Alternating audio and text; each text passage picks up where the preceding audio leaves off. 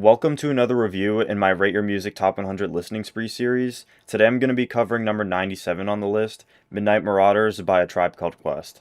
Midnight Marauders is a jazz rap, boom bap, and conscious hip hop album released in 1993 with a length of 51 minutes. This is A Tribe Called Quest's third album, releasing after the Low End Theory, which had already established Tribe as one of the most important groups in jazz rap. Rather than reinventing themselves with Midnight Marauders, they refined the style from the Low End Theory into something smoother and warmer. The production is built around warm jazz and soul samples, heavy bass lines, crisp drums, and relaxing loops. The music is smooth, but the drums still hit very hard.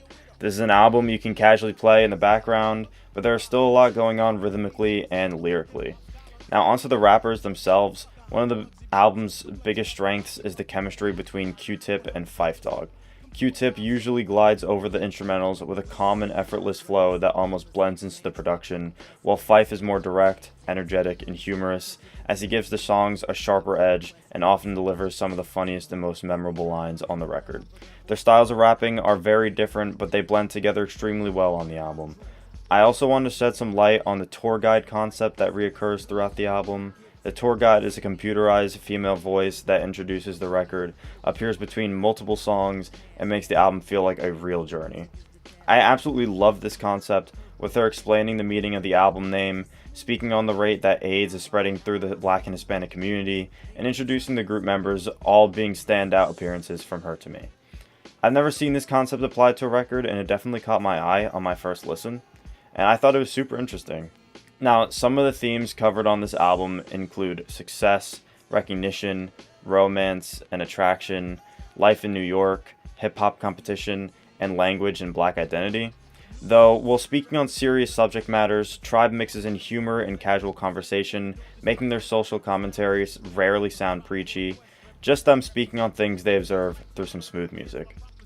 The album cover is also very interesting, as the cover features the faces of numerous members of the contemporary hip-hop community as the backdrop, arranged around an image of a woman painted in Tribe's signature red, black, and green colors, which is also featured on The Low End Theory, Beats, Rhymes, and Life, and their compilation album, The Anthology. The cover works almost like a yearbook for early 90s hip-hop. Rather than presenting only Tribe as the isolated superstar, the artwork places them inside a much larger culture and community. After doing my research and understanding the cover, it stands out to me much more. I had honestly only ever picked up on the red, green, and black lady on the front as the focal point, but I did not realize how much thought was put into the background as well. Just super cool stuff here. Now onto my actual thoughts on the record, and surprise, surprise, I really enjoyed this album as well.